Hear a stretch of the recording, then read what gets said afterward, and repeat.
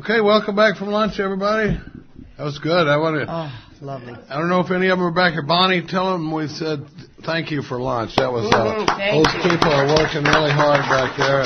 Sorry we ran so close to that lunch break. We won't do that again. And you know what it's like if you've been of service to a lot of drunks.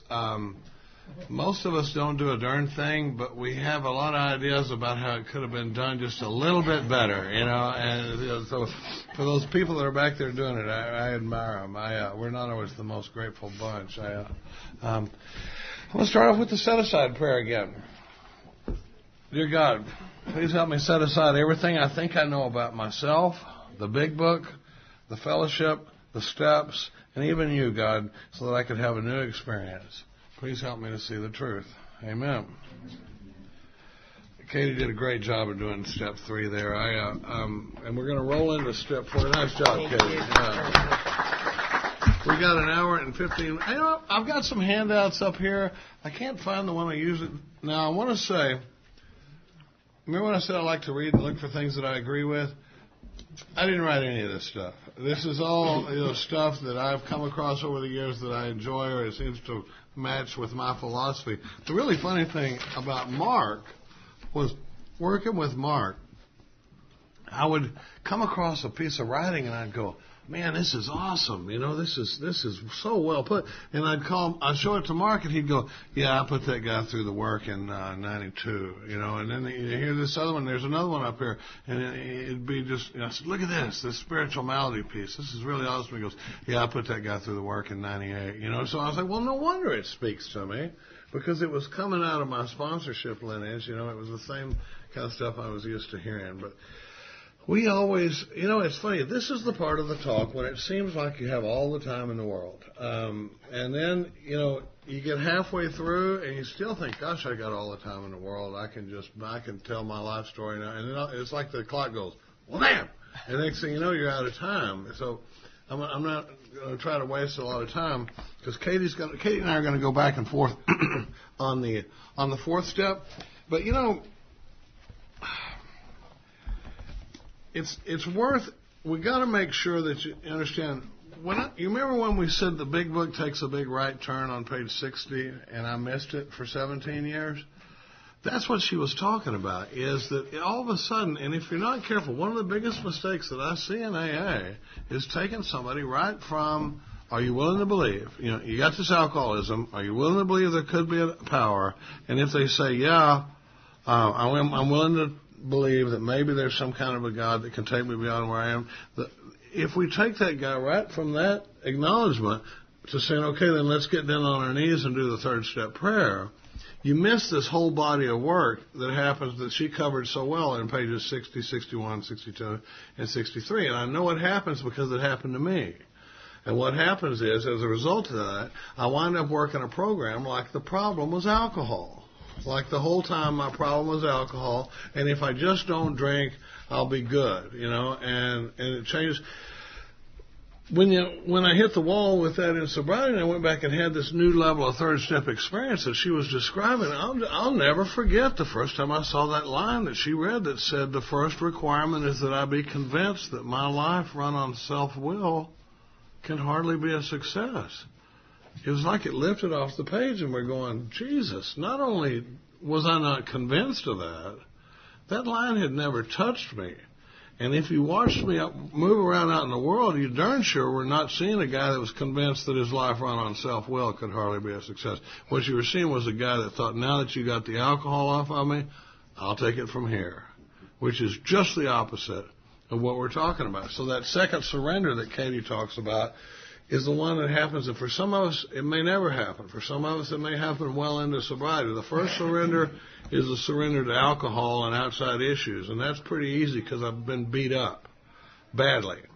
But this surrender to self-will can take many years for some of us. Where I finally get to the point where I go, okay, I got it. All right, you know, this is my 5th marriage I've blown up in sobriety, and I got that me running the show is going to have me in constant collision with something. So when we keep going back to it, that's the turn that we're talking about that the book makes. It's right here on page 60. All of a sudden, we're not talking about vodka anymore. Turns out that vodka never was my problem. It's the only thing I ever found that would ease the pain of a life based completely on self. Me living a life based on complete selfishness gets me so uncomfortable that I got to have relief. I missed that for a long time, and you can't read these pages too many times. I mean, we're going to live in pages 60 to 63 for the rest of our sobriety. And the way that happens is, and I'm working on a chart right now. I'm not done with it yet. But you know how you see those U.S. maps for, let's say it's Delta Airlines. No plug for Delta here. They've been on my resentment list before. But you know, when you see a plug for a major airline and they got a hub city, you know, let's say the hub city is Dallas. And you look, and there's a line here that goes out to St. Louis, and then there's a line that goes to Atlanta, and then there's a line that goes to Miami, and there's a line that goes... Well, I've been envisioning a piece like that out of the big book because, and I started working on some of it on the plane yesterday, but what it does is it keeps throwing me back to page 62. Throwing me back to 62. And all throughout my book, I've got places where I've written in the border, restate step 3. Restates step 3, restates step 3, because it's constantly, as we're going through the work, it's going to keep reminding me of this deal that Katie described of, I got to quit playing God, and the way I do that is stay close to Him, perform His work well, and He'll take care of what I need. Very simple deal, easy to go back to in times of crisis, stay close to Him, perform His work well, He'll give me what I need. So, but it's interesting because we're going to roll into the 4-step now because, you know, it's funny. I was doing a men's conference out in Idaho one time, and we were talking about, somehow we got on the topic of Katie, and the guy that was taping the conference comes out from behind his table. I'm sitting there. That's my favorite subject. And he comes out from behind his table. There was about 6 or 7 men sitting around there, and he goes, his wife is unbelievable. He said, she talked for an hour about step 3 and never mentioned the 3rd step prayer. And I was like, well, yeah. I mean, in fact, it's hard to get step 3 in an hour when you're talking about driven by 100 forms and this delusion and my motives and all the stuff that she covered in step 3. It didn't make sense to me until later. If your entire experience with step 3 is the 3rd step prayer, then that would be bizarre that somebody could talk for an hour without mentioning the 3rd step prayer. If my entire experience was, okay, let's get out on the knees, but when I do that, I don't know what you're talking about when you say relieve me of the bondage of self. You know, because we haven't spent that time in that body of work. So it's really important to pound that in. And then when you roll into the 4th step, I don't know what I used to do when I said I missed the self piece for 17 years. Well, it's interesting because at the end of the 4th step, and Katie talked about that, we like to work people through the steps rapidly. If you got a guy that can't recall the suffering and humiliation of a week or a month ago, I don't know how long we got to get this guy in touch with the power. But we need to get him understanding what the disease is, show him what the solution is, get him to make this decision in step 3, see what the root of his problem is, and then roll him through the rest of the work so he can experience some freedom before that mental obsession returns again. Does that make sense? Because the book says it could be a week, it could be a month. If I'm going to a bunch of meetings, it could be 6 months, 9 months. You know, for me, it was 10 months. You know, and at 10 months, I was ready to drink again, you know, my first time because on meeting-based sobriety.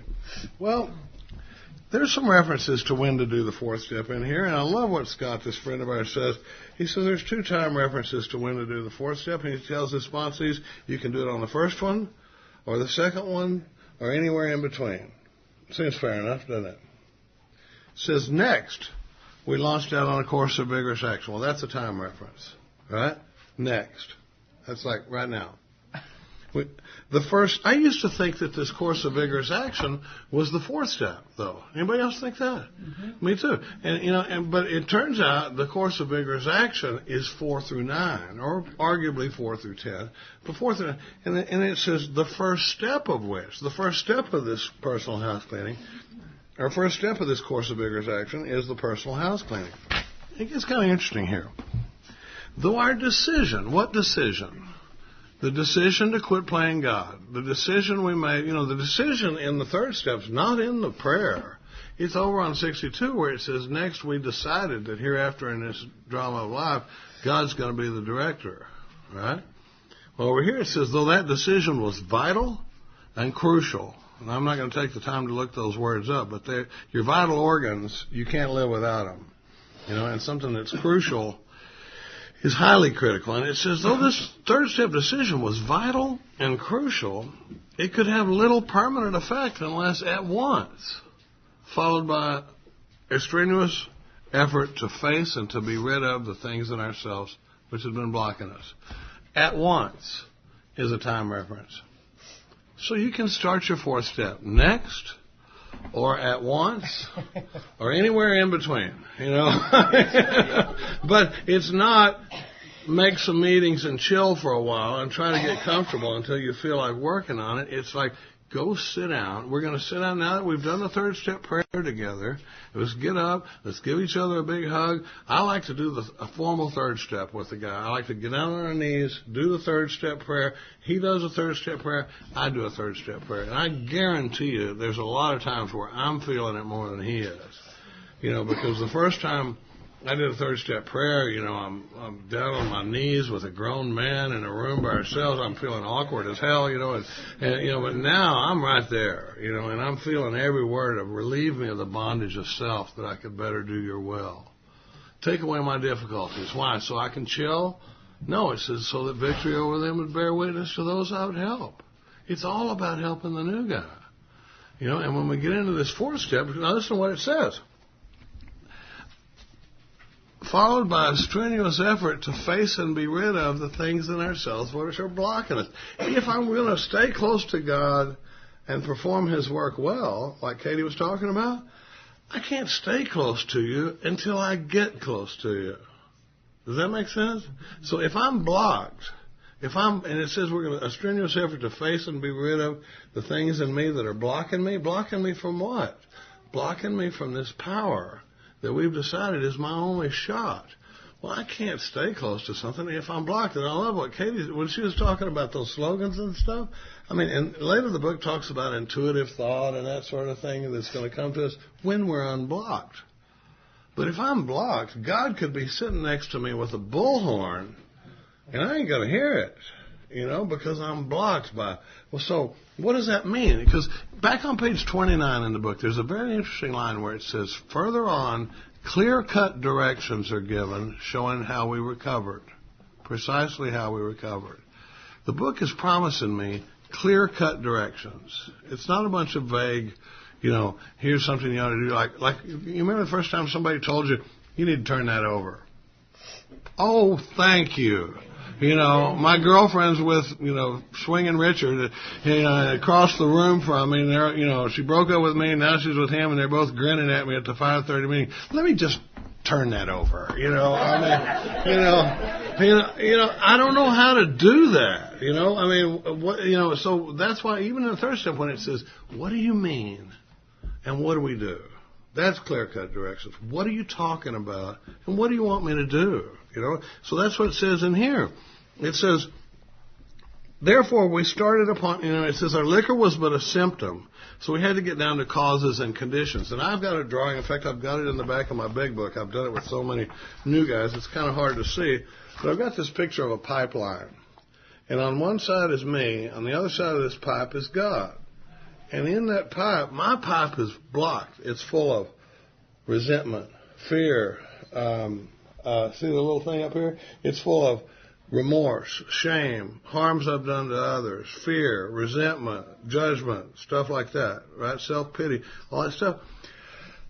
What we're going to try to do in this work is at least remove enough of what's blocking me for there to be some kind of a contact between me and this power. So when it says, I'm going to have to draw a little bigger picture of the pipeline, I think, at some point, but maybe I'll get a tattoo. But it says we got to get down to causes and conditions. Therefore, I looked it up. We got this 1936 dictionary up here. It's a lot of fun, And therefore basically means based on what we just said, we started upon a personal inventory. Now we get into some information sentences. A business which takes no regular inventory To me, that speaks. I like multiple inventories. I came from a school of AA where they said you only do one inventory, period, and then you live in 10, 11, and 12. And now, it is true that if you do a 4-step inventory and you get everything out in it, and then you go and you remove you do all the amends, and then you live in 10, 11, and 12, and every time you experience resentment, fear, selfishness, or dishonesty, you call your sponsor and get it all out and do a perfect daily inventory and an evening review, you'll never have to do another 4-step inventory ever. And if you do that, we'll build a statue in your honor in front of the General Service Office, because most of us sitting in this room with some time could sit down and write who somebody we're pissed at. And maybe if I know resentment's not cool. I'm not supposed to have resentment, but there are some people that kind of bug me a little bit. 'Cause I'll never forget, one of my sponsors came in and he was talking about this guy, his business partner. And I said, do we need to do some inventory on his business partner? He goes, no, I don't have resentment, because this guy can't be wrong about anything.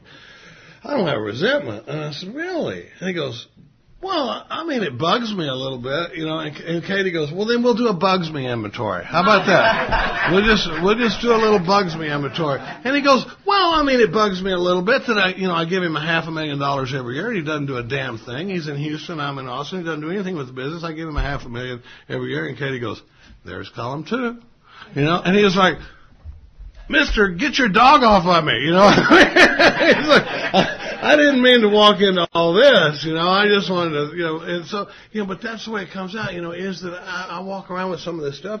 I've come to believe that the only people that say you only do one inventory are people who have only done one inventory. Mm-hmm. I've never met anybody that said, I've done about 5 inventories and I should have quit at 1. These last 4 I've just been backing up. But Mark used to say we're not interested in your opinion of an experience you've never had. So a lot of times people will come up and tell you what they think about taking multiple inventories when they've never done multiple inventories. I like multiple 5th steps. The last inventory I did, I read it to 3 different people. I read it to Myers, I read it to Mark, and I read it to Mary Jo, and I got a completely different take from each person. That's not in the book, but we got to move on. Taking a commercial inventory is a fact-finding and a fact-facing mission, and I really hope Katie talks about this, because I tell you, she has changed my whole experience in hearing inventory. I will say, and I'm a little biased because I'm crazy about her, but Katie, for my money, does the best job of hearing inventory of anybody I've ever been around. She has an ability to go in there and find manifestations of self and where I set the ball rolling and how did I make decisions based on self, which placed me in a position to be harmed. And she's heard inventory from a couple of my sponsees lately, and I got to tell this story before I forget about it. This guy from Norway comes, and he says, and we're talking about the self piece, the selfish, self-centered piece, and he's talking to me and he goes, this selfishness that you speak of, I do not have it. I have had a spiritual awakening, and I do not suffer from selfishness and self-centeredness. I said, oh, okay. And I'm kind of thinking about how we're going to go at this guy. And so we're setting up chairs for primary purpose group, and he goes, this thing you talk about with multiple inventories, I think I like that. He says, and I'd like to do an inventory with Katie sometime. And I said, now that is a damn good idea, and I said, and be sure and tell her that piece about how you don't have any selfishness. She's never met anybody like that. She's really going to enjoy that. And oh my God, first of all, he bags the first appointment they got. So by the time she does sit down with him, she's spring-loaded in a pissed-off position. And this guy sits down, and she just starts hammering him with manifestations of self, and here's how you're selfish, and you're a hypocrite, and you're this, and you hold people to a standard you're not willing to live up to yourself, and here's how you set the ball rolling. And this guy has got a big pen. And he starts going, and he eats the pen. He ate the whole pen. He ate the whole pen during a 5th step, but he just, beautiful story. But better him than me, but what we're trying to get into in this inventory is, and I think it's a fair question, if I'm a new guy and you're telling me that selfishness and self-centeredness is the root of my problem, it says above everything, we got to get rid of this selfishness. It doesn't say above everything, I got to stop drinking vodka. It says above everything, I got to get rid of selfishness. So if you're telling me that selfishness is my problem, how does it show up? What does it look like? It's kind of a nebulous term in that we have a lot of fun with that word. It's a nocturnal word. No, but because so what are you talking about? Because listen to what it says. We did exactly that. It says one object is to disclose damaged or saleable goods to get rid of them promptly and without regret.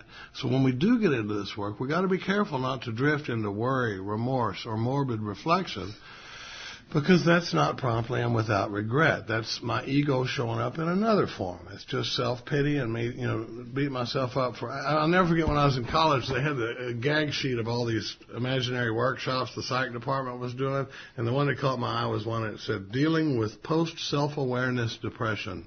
And I thought, that's pretty funny. I mean, it was like, once I find out who I am, how to deal with that depression, that comes with that knowledge, But I think about that sometimes in when you're doing a fourth and fifth step with somebody, as we go from being this egomaniac that doesn't do anything wrong because everything that I do is filtered through my motives and this delusion that if everybody do like I say, the whole world would be wonderful, to all of a sudden when you crush me with examples of self-centeredness and self-will in the inventory, I go from being king of the world to being a turd.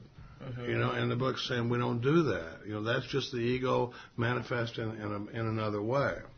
Well, when you roll into it says we did exactly the same things with our life. This has been a long way around the barn to come up to this sense, because if I'm the guy that missed the entire piece on page 60 where it says the first requirement is that I be convinced that my life run on self-will can hardly be a success, on that basis, where the underlying principle is that I'm running things, I'm almost always in collision with. Well, if I missed that line, what did I do when I read this next line? It says, first we searched out, we being the first 100 people that wrote this book, it says first we searched out the flaws in our makeup which had caused our failure.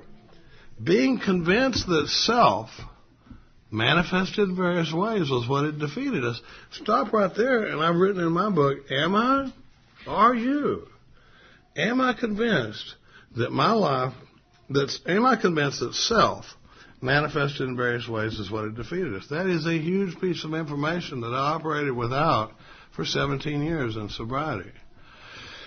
Just like the deal we talked about in step 3, it's saying being convinced that self manifested in various ways. Remember, manifested means showing up. So if you're telling me that self is the problem, how does it show up? What are you talking about? If you're telling me self is what's making me drink vodka, what are you talking about? And then it goes on to say, because listen to this, being convinced that self was what had defeated us, we considered its common manifestations. What is its? Self, right? So if you look at it like that, what the fourth step is look at that sentence. It's a consideration of common manifestations of self. Isn't that interesting? Mm-hmm. I've never seen it like that. And it's saying in this fourth step, what we're going to do is we're going to consider the common manifestations of self. Because it is a fair question to say, what are you talking about? How does self show up? And then what does it say? It goes, well, Sparky, resentment is the number one offender, right? Here's my new, and the first manifestation of self is resentment. From it stem all forms of spiritual disease. For we've been not only mentally and physically ill, remember these two? We've been spiritually sick. When the spiritual malady is overcome, we straighten out mentally and physically. We're taking a big shift here. Because even though we have a physical allergy coupled with a mental obsession, we don't attack this disease on the physical or the mental level. We attack it on the spiritual level. And it says when we straighten out spiritually, when the spiritual malady is overcome, we straighten out physically and mentally. Does that make sense? It's the first place in the book that it mentions the spiritual malady. There's some discussion about whether it's a twofold disease or a threefold disease. I believe it's a threefold disease. I believe I got the physical allergy, the mental obsession, and the spiritual malady, because something is driving that mental obsession. And I think it's the spiritual malady. There's something in me that makes me so uncomfortable sober for a while that it eventually triggers that mental obsession, which makes me take the first drink, which triggers the physical allergy. Some people say it's a twofold disease. You remember when it said clear-cut directions are given showing precisely how we recovered? You got to watch for clear-cut directions in here. When I'm laying out a new guy, listen to what it says. In dealing with resentments, we set them on paper. Well, can't I just call it into your voicemail? Well, let's see what it says. In dealing with resentments, we set them on paper. I'd really prefer to type it out on my BlackBerry. Would you mind? I say, well, except the book says, in dealing with resentments, we set them on paper. We listed people, institutions, or principles with whom we're angry. I read stuff really fast, really, really fast. You know, especially if my sponsor tells me to read 10 pages out of the book, I'm going to read 10 pages out of the book. Now, at the end of it, I can't tell you a darn thing about what I just read, but I read 10 pages out of the book. Now, sometimes I'll be reading a page and I'm thinking about work halfway through the page. I have to do the set-aside prayer. I have to go away. With an open mind, I look at this, and, you know, how many people used to look at this 3-column thing here and go, what? You know, Mr. Brown and whatever, and, you know. Well, what confused me about it is we don't write it across the page like this. Listen to the way it rolls it out. It says, in dealing with resentments, we set them on paper. We listed people, institutions, or principles with whom we were angry. Right? So when I write that, bam, stop right there. There's a direction, do it. Go get out that piece of paper, write down people with whom I'm angry. My dad, my mom, my sister, sometimes Katie. My daughter, my mother, the guy at work, you know, the ex-wife, the guy across the street, IRS, Delta Airlines, Sprint.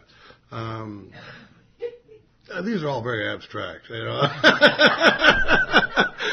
I feel like I'm writing inventory up here, but I mean, bam! You see how easy that is? You just, I remember, you know, Myers told me one time, he goes, "Listen, I got to go make coffee. Just write down everybody you're mad at."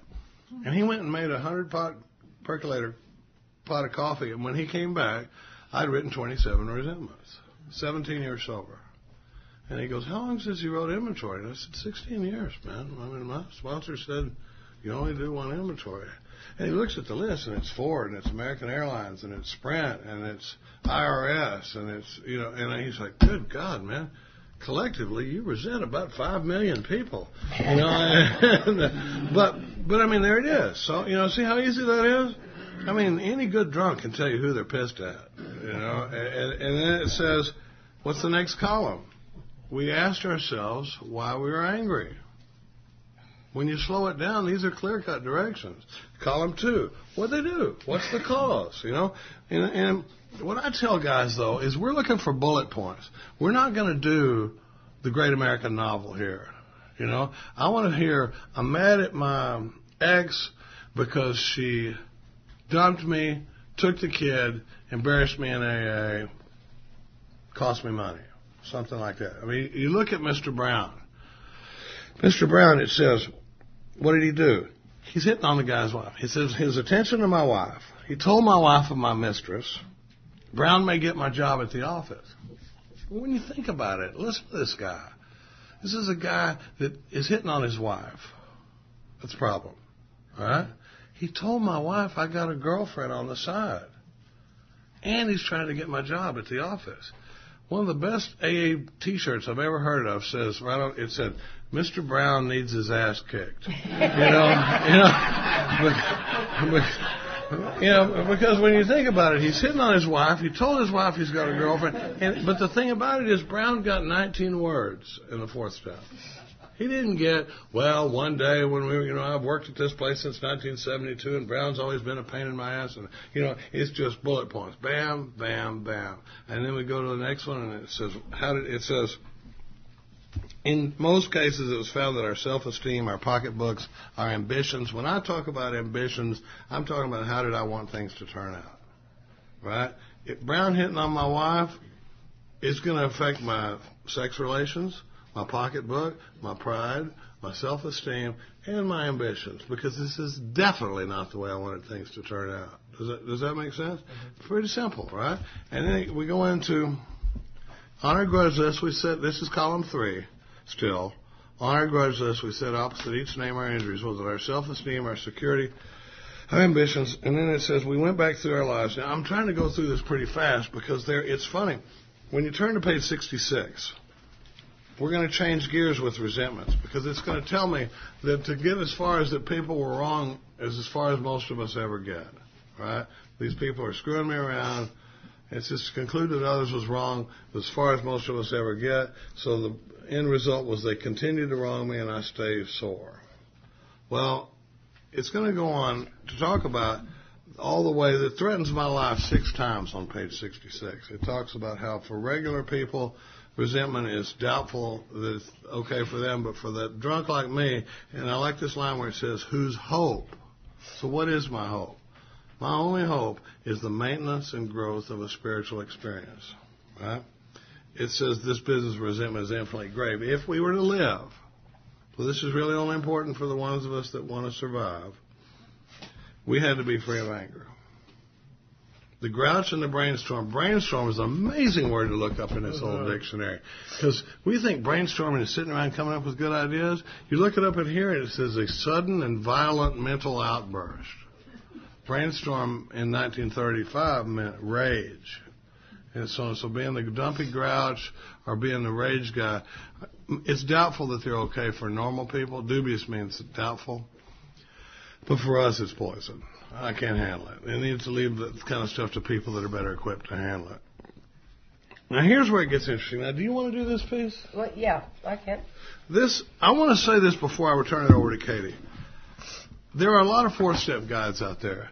And some of them have been copied and handed around so long that you don't even know where they came from anymore. You look at some of these 4-column inventories that are rolling around out there, and they've been Xeroxed and copied, and they're crooked now and faded and all that stuff, and we hand them out in AA clubs and that sort of thing. I don't mind a guide if it perfectly follows. Are you coming back?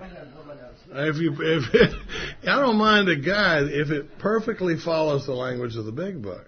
But I've been around 25 years, and I have never once seen a 4-step guide that addresses this exercise at the bottom of page 66.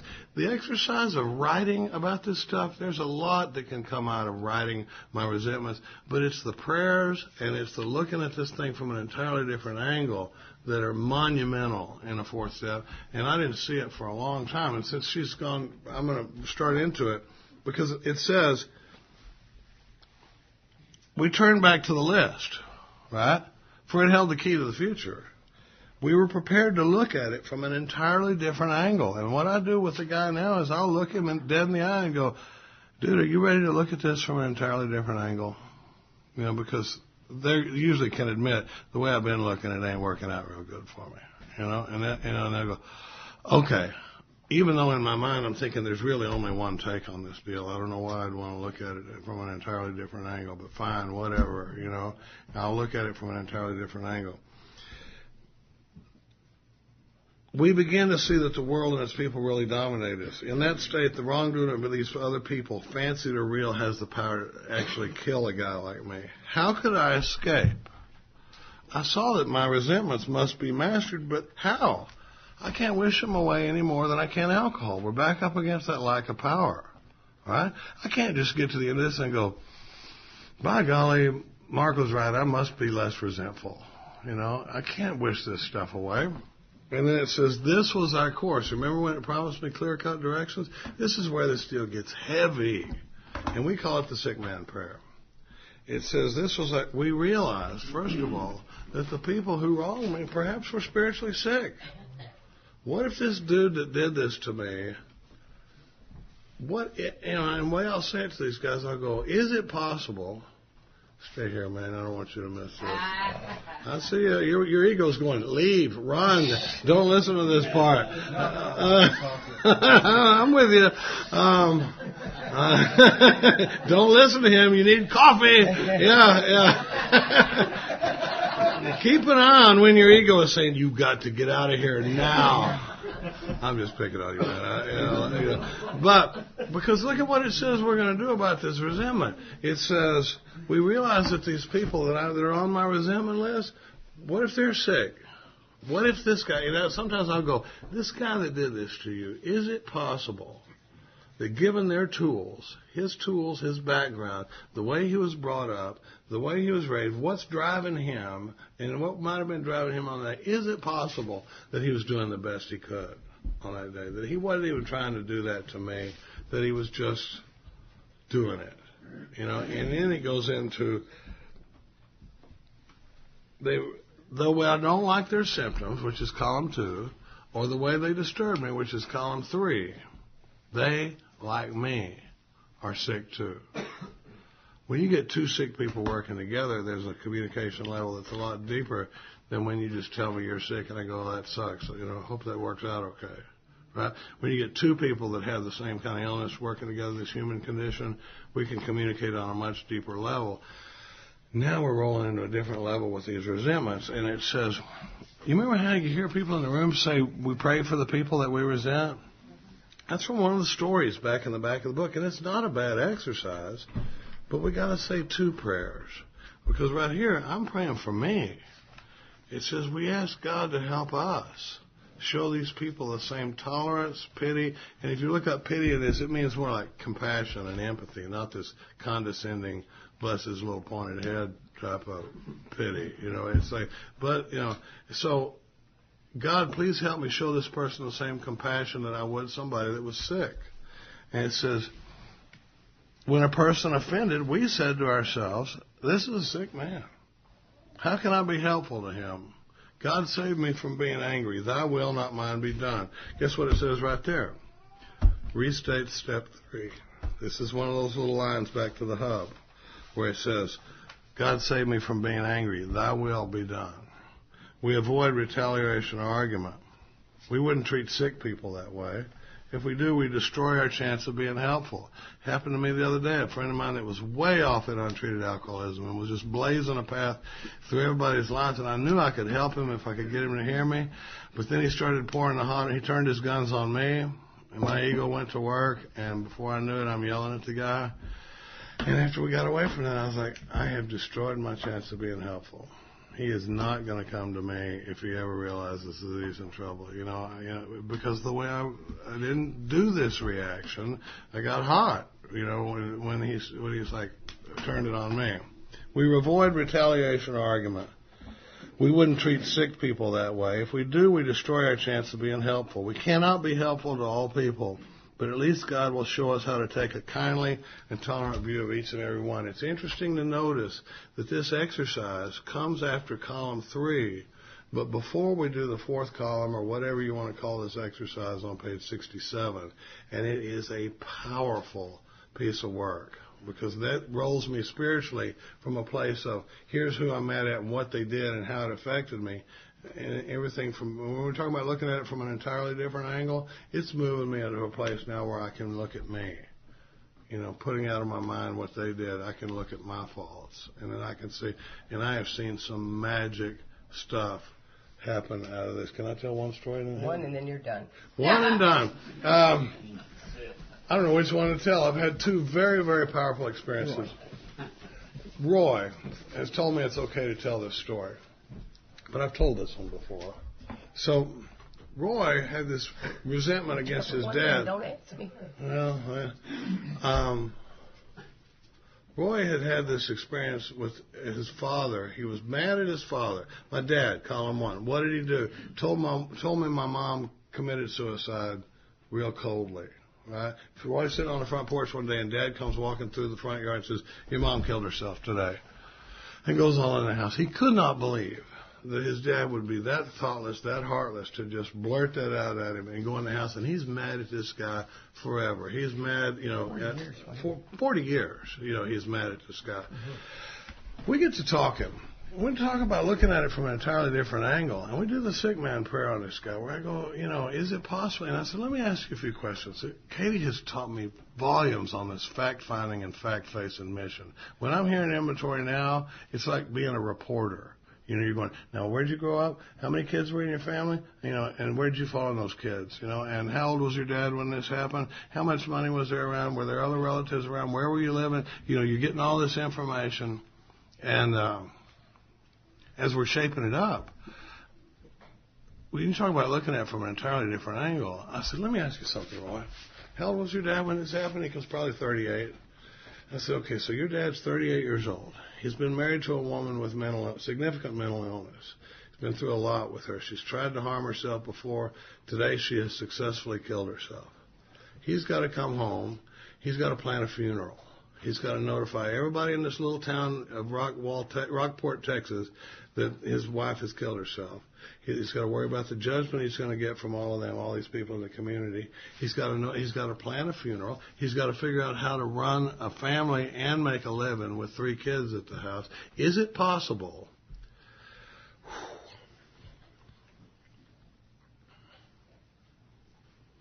Is it possible that on this day, walking by you and saying your mom killed herself today was the best he could do, given his background and his tools and what he had to deal with on that day? And he goes, had never occurred to me for a second. That's what we're talking about when I talk about self-centeredness. I don't think about what this guy's going through. None of my memories from childhood have anything to do with anything but me. I don't remember any of the struggles my parents were going through or them trying to, it was all, am I going to get the bicycle or not? And it's the same thing here. Roy's like, that had never occurred to me for a minute. Now, what happens when Mark used to say that the 4th column turns the 2nd and 3rd column into a lie, and when he first said that, I didn't know what he meant. But when you put this process to work, I can't tell you how many times you'll see the 2nd and 3rd column evaporate. That what Dad did and how it affected me. You get the guy in the 4th column, all of a sudden he goes, oh my God, could I be any more self-centered? Jesus. Not only that, but I've been treating Dad like crap for the past 35 years. So not only does he not owe me an apology, now he moves over to my 8th step list. I owe him an amends.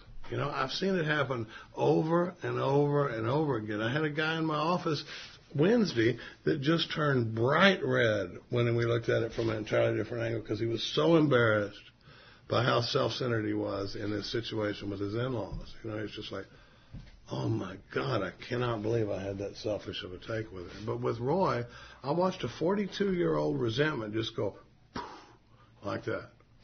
And all of a sudden, I got to find my dad and make amends to him. It's an unbelievable piece of work, and I missed it for a long time. And I'm going to turn the rest of that over to Katie. Well, I swear, I just love that Roy piece. Katie, alcoholic. Hey, Katie. And I don't have that same experience. If you heard my story last night, my dad remarried 3 times in 18 months, and we had several live-in housekeepers. And I resented my father so badly for so many years, especially coming into AA and thinking once you remove the alcohol, I'm fine. My problem is codependency, family of origin, right? Because it was back in the 80s. That was what was being talked about a lot in the rooms. And, I just walked into AA. I had no other idea of knowing anything but that.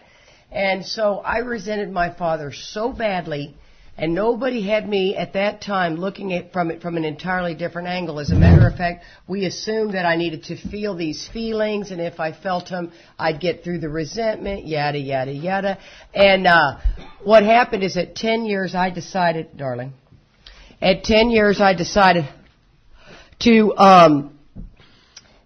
confront my father and tell him how upset I was for his bad decisions of finding all these women. And obviously, once again, like I said, when you get in a new relationship, you roll in the hay, right? Am I talking to the right room full of people? Yeah. And he had several, and he was young, and they were rolling in the hay every time I turned around. So, they weren't really interested in what the kids were doing. And so I felt it necessary to tell my father how he had neglected raising us.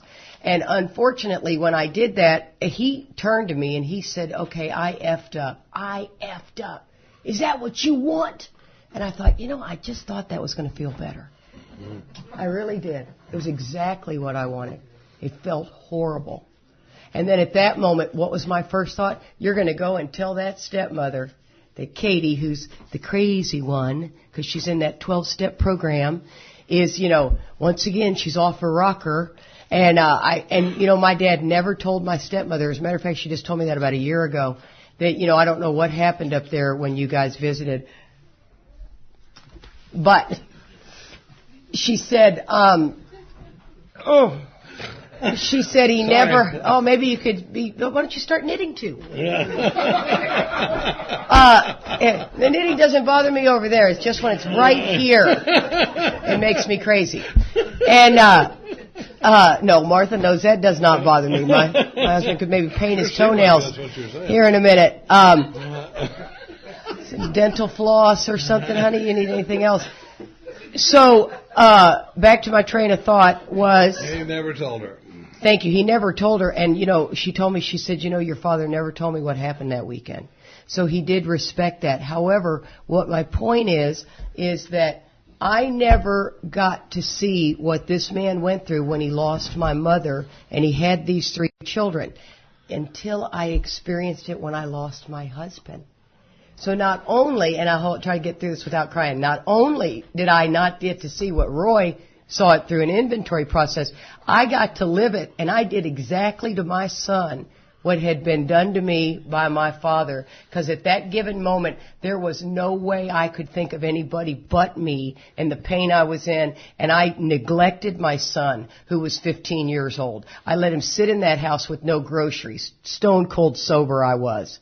Not drinking, couldn't blame it on the booze. And I made him lie for me to people and tell him what else I was doing. And I put this young man in so much pain and in so much jeopardy because I'd lost my husband. The exact same thing my father went through. And unfortunately, my dad died, and I never, ever got to make that amends to him. But when I woke up to what I had done, I was so riddled with so much pain of how self-centered I was to have not said to him, Dad, I am so sorry. You really did do a great job, because it turned out to be a pretty good kid. And so I have gone through the process that you have to go through after they pass away to make this incredible amends. And let me tell you, I am very freed of the guilt and the shame and the remorse of it. But I have to tell you, it is remarkable. We ask God to wake us up, yes? It says upon awakening. And it's talked in all spiritual languages that awakening is what we're begging God to do. Wake me up. How can I uncover, discover, and discard? Not uncover, discover, and lather ourselves in self-pity after we see what, self-centered people we are, but to uncover and discover. And then when we ask God to wake us up and we see it, we go, you know what, maybe I do want to go back to sleep.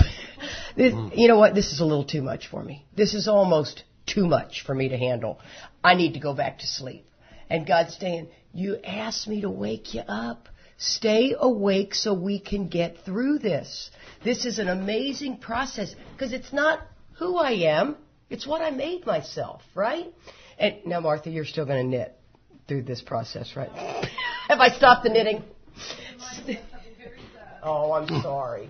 Well, and see, once you're awakened to this deal, you end up realizing, guys, oh my gosh, so I'm getting ready to be free. When it says reborn, I mean, birth is painful. Well, I'm looking at boys.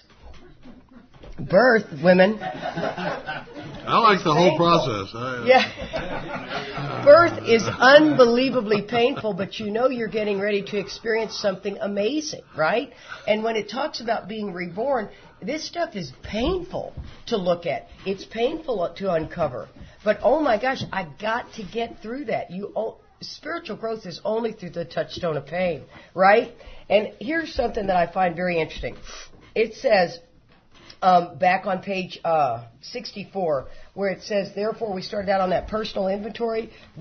People who don't take regular inventory usually go broke.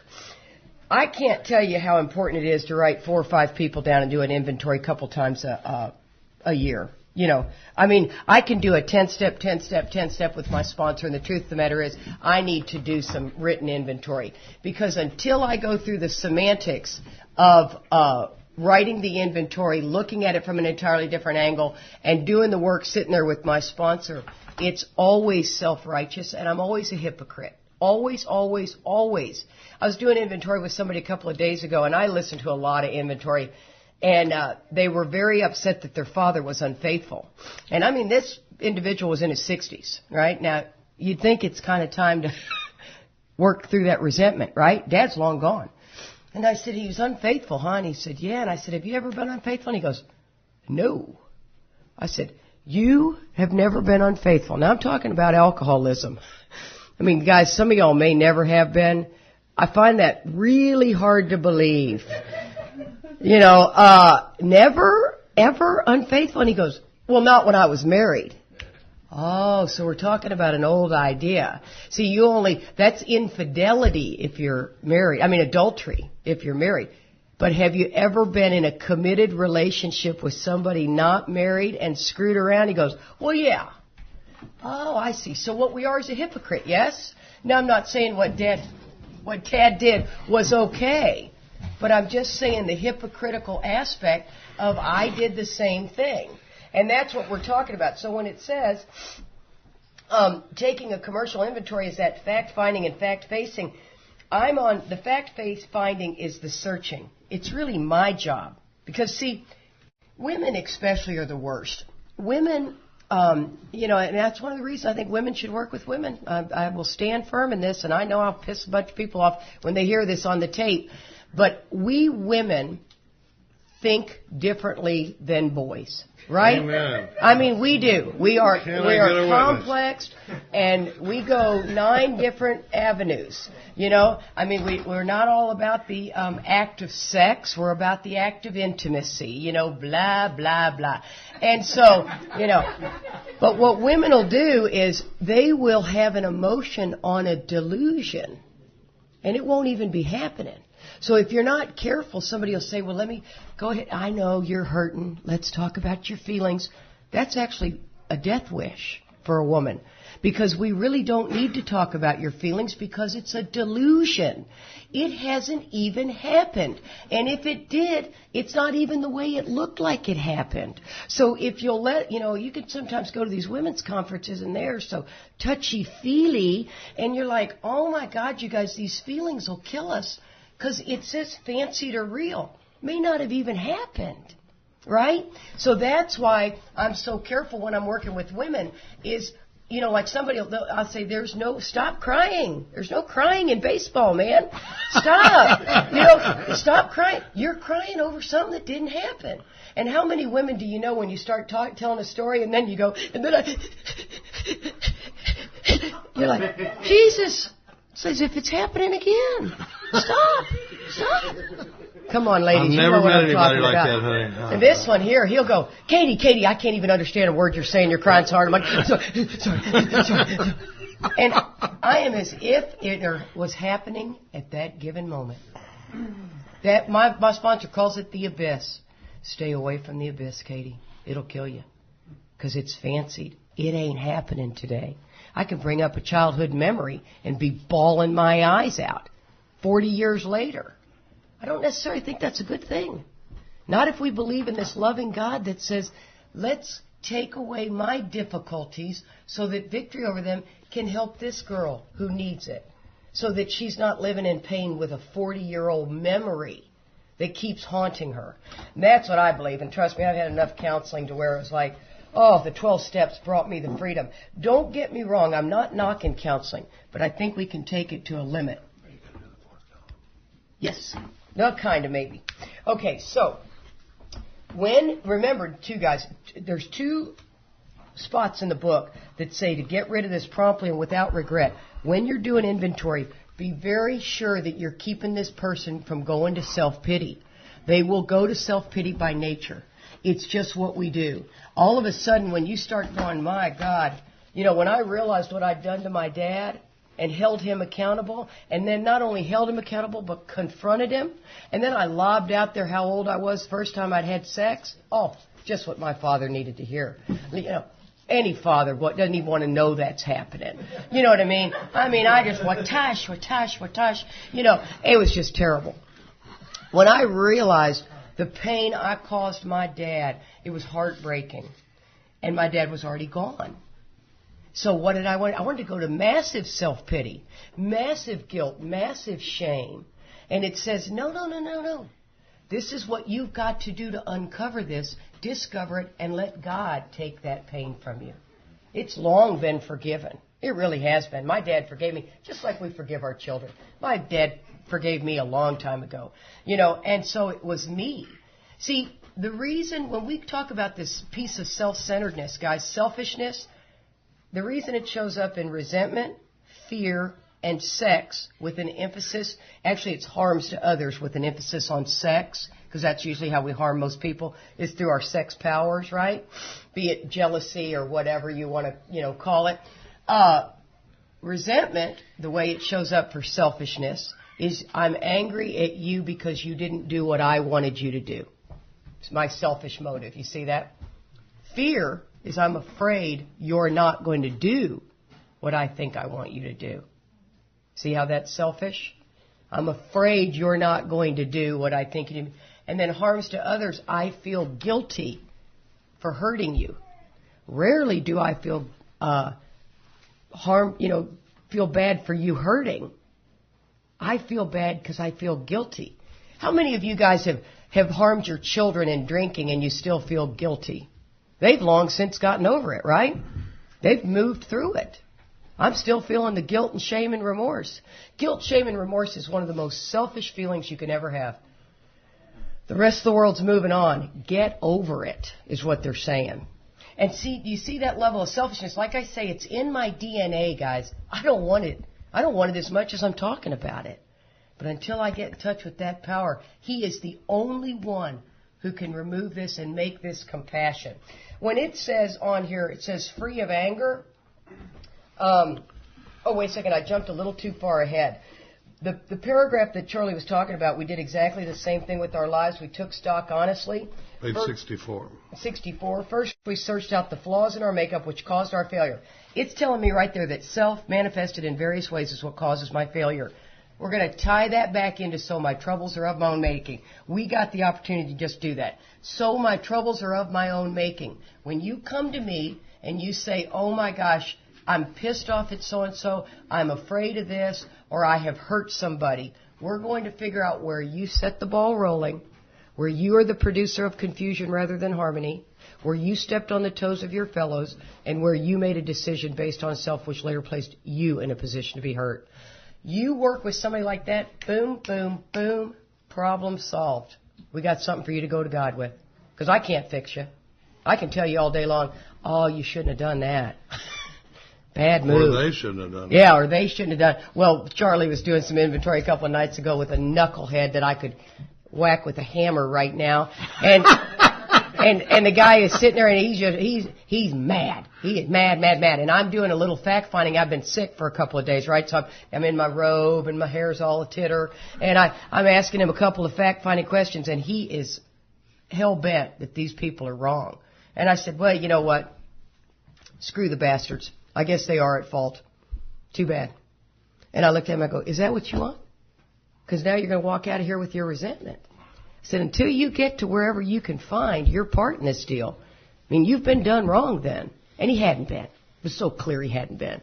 But he was insistent. Everything I came at, and I'd been sick and I just didn't have time. I looked at Charlie and went, good luck. I'm out of here. I've asked my 20 questions and he's answered them all with he was like Wonder Woman, deflecting everything that came at it. That doesn't apply. That doesn't apply. That doesn't apply. You just go, well, then your troubles aren't of your own making. It's these other people. Hope you enjoy that resentment. You know what it says in the book? It'll kill you. See? So, and here's what happens, guys, especially when we move on the work of the rest of the steps. What we don't understand is a resentment left unattended, a solitary self-appraisal of a resentment. I chose not to take it to anybody. I got over it. How do you like that one where people go, oh, I got over it? Oh, you did. How well that worked for you? You got over it till somebody poked you with that hot rod again. And so what happens is we lay this thin layer of concrete. I like to think of it as concrete. It wasn't a big old brick. It wasn't an obvious resentment to where the whole world blew up. Just a thin one. And then we laid another thin one. And before you know it, man, I am blocked. I am restless, I am irritable, I am discontented, and I can't put my finger on it because it wasn't a big one. It was just enough small ones that I've blocked myself again from the power. I didn't do an evening review. I didn't, And so before you know it, man, I'll tell my sponsor, I go, I need to write some inventory. I hate having to do that all the time, so I prefer to write do all the steps in the order it says, do the maintenance steps as requested. Then I can usually only do inventory twice a year if necessary. But then it says, we considered its common manifestations. I need to know the way I threaten people. I am so blinded to my level of self-centeredness. It's funny. I've got to tell the sandwich story. We're doing a workshop in London, London, Ontario, and we take the breaks just like we took, and everybody eats, and Charlie and I got to be real careful that if we'll sit and talk to you, we'll miss lunch and we won't eat, and you got to just keep that in mind. And so I'm talking to these three guys, and I've moved over to some other spot, and this girl walks up, and she's got a sandwich made, and she comes and sets the sandwich down, and she looks at one of the guys, and he smiles at her, and she smiles at him, and I just think this. She brought him a sandwich, right? So we're talking. I look, I go, oh man, I'm running out of time. I better eat a sandwich. And I said, is that sandwich for you? Did she bring that for you? And he goes, oh, I didn't even know who she was. And I thought, well, she clearly brought it for me because I'm the speaker, right? So I begin to eat the sandwich that she has brought, and she comes walking up and she goes, what are you doing eating my sandwich, man? And I started, oh my God, it never occurred to me that was her sandwich. Of course, she's here now. She's with the baby back there. Isn't that wonderful? And she says, I'm the one who had the sandwich. And it never occurred to me that was her spot I was sitting in. And she was bringing a sandwich and going back to get a drink. She was looking at it from an entirely different angle. Yeah, and so that's what we're talking about. When I sit down to do inventory, somebody is going to make me see this from an entirely different angle. Well, how do you fix having half-eaten her sandwich? She sure doesn't want my cooties, And so, it's amazing. The words inconsiderate and thoughtless. Charlie and I disagree a little bit on the definition of these. Thoughtless is, inconsiderate, I believe, is where I considered you and did it anyway. Charlie's going to be wanting me to come home, but you know what? I'm going to run by Walgreens. He might worry, but it won't be for long. But I'm not going to call. I considered it, but chose not to do it. Thoughtless is eating her sandwich. It never occurred to me that was her sandwich. Do you see the difference? It wasn't like I went, man, I wonder if she brought that for her. I'm eating it anyway. You know what I mean? Thoughtless and inconsiderate, to me, is an interesting way to look at these things. And then the last thing I want to talk about. And then I'm going to have about 7 minutes for fear. Okay, perfect. Is the, I know, it's on the line. It's the second paragraph down on page 66. It says, if we were to live, we had to be free of anger. I think there is a strong misunderstanding of this, especially if you're a hothead like I am. How many of you guys are willing, and you don't have to show a raise of hands, that you are capable of a rage fit?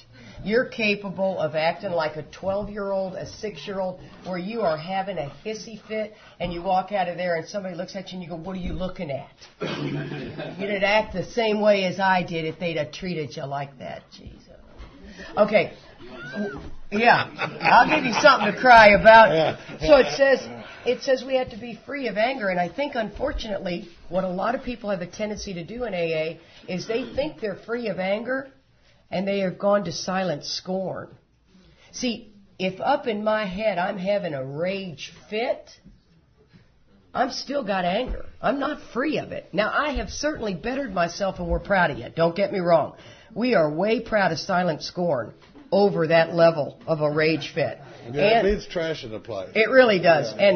But I'll tell you what, when Charlie and I got together, Joe and I, we had a level of arguing that, and I'm not proud of the FUs, but we've been known to throw one or two of those around in our household, and I'm not proud of that. However, I could handle that better than when Charlie and I argue. There's an integrity that gets involved, and it gets pretty ugly. You threaten my integrity, you say something about me, and it can go pretty ugly pretty fast. Am I talking to the right room full of people? And I have no idea what you're talking about. And so what ended up, I went to my sponsor and said, oh my God, my reaction, I am in so much pain behind how I'm behaving in these fights. I cannot let this roll off my back. I keep, putting my dukes up and leaving more bloodied than the original fight. And she said, Katie, can you say nothing? And I said, it's really not of my nature, but I will do my best, So what I did is I switched it to silent scorn, which was 100% better for me. And then that allowed me to move to the next, to where I could maybe begin praying for him when we were in a fight or whatever. And Charlie sometimes will say to me, stop, we'll stop talking, stop. And then, so I stop, and then he says something. I thought we were stopped talking. I thought, you said stop talking. I'm stopped talking. You're still talking. Don't get the last word in. It's just like somebody just turned up the furnace. See, it says a more important demonstration lies in our families, our occupations, and our affairs. I want to see how you are in your family. Who are you in your family? I'm transparent, guys. Charlie and I, we can have some dandies. You know what I mean? We're not proud of this, but we are not without fighting. We are not lily white. And so, this is a lot of work that we have to do. I try not to look at him. Most of our fights, I'm not involved in. He is delusional. He's absolutely delusional. I'm going to end with one more thing. So, but one of the things and there's a line on page 66. 1, 2, 3, 4, 5 lines down on page 66. Sometimes it was remorse and then we were sore at ourselves. This is a controversial line, and people sometimes put their self on their inventories. I've never been a big fan of that. I believe if Bill wanted us on our inventories, he would have put his name on that inventory.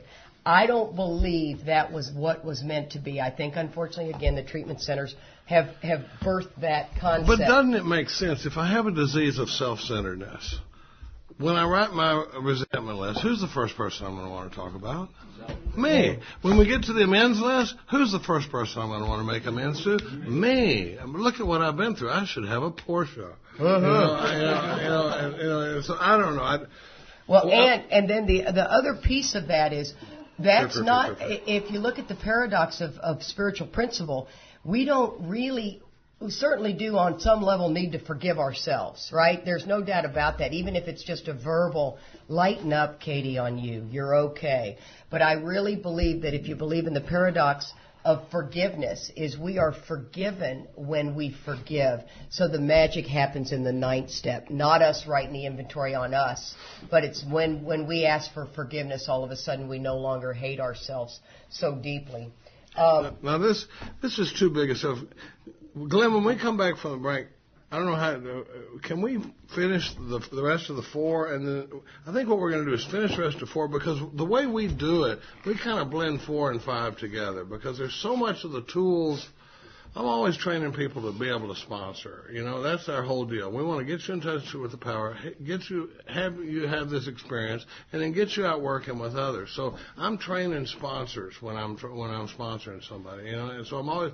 But this 4th column, my first inventory didn't have a 4th column. And whatever you want to call this body of work on page 67, it's huge, but I do the 4th column with the sponsee. When he's writing a resentment inventory, I have him write the first 3 columns, and I say, now we're going to meet up, and I'll leave a little place for a check mark. Have you done that sick man prayer on this person? Have we done that exercise? Have you looked at that? And when you do that, are you're looking at it from an entirely different angle? And when you say that prayer for that person, then we put a little check mark there. And then I go down to my dad and I say, is it possible he was doing the best he could? Could he have been spiritually sick? Like me, could he have been struggling? Because the reason it's like me is, like we said, the reason my wrongs don't seem as outrageous is because they're filtered through my motives and this delusion that I have. When you screw up, I don't consider your motives or your delusion, or what you were trying to do. It's like you should be banished from the kingdom, because you've offended King Charles here, and so. In this 4th column, my job as a sponsor is, after we've done this prayer and they're willing to look at it for entire, I have to point out to them, where have you been selfish? Where have you been dishonest? Those 3 forms of dishonesty that she's talking about. Where have you been self-seeking? Where have you been frightened? And boy, with dishonest, you can always get dishonest out of resentment, with the sponsor. Because if nothing else, you can go, let me ask you, this resentment you got against so-and-so, had they done exactly what you wanted them to do, exactly when you wanted them to do it, if they'd done everything precisely the way you wanted them to do it, always with perfect timing, would you still be mad at them? You're like, well, no. It's like, that's selfish. That's the reason it's selfish, is because the reason I'm mad at them is because they didn't do it the way I wanted them to do it. That's the self. You can always get selfish in that fourth column, because if they'd have done everything, remember this Charlie-topia that we're talking about, where if everybody just do like I say, that's the selfish piece of that. And even in the rules change, because what pleases King Charles today might piss him off tomorrow. So you got to also interpret the rules on a daily basis. But we're gonna, I think we'll break a little bit early, and when we come back, because we were gonna try to do 5, 6, and 7 in the next session, but I think this is just too heavy a stuff. I mean, this resentment. I mean, this being able to not only show somebody how to do a proper inventory, but to be able to show them what they need to be seeing in it is too important. And so when we come back, we're going to talk about the fear inventory and the sex and harms inventory, and then, because it really won't take us any time at all to do 6 and 7. 15 minutes. We're going to actually take 20 minutes. We're going to come back at 2:30, and we'll start up again. Thanks for, I know it was after lunchtime, so thanks for a lot, guys.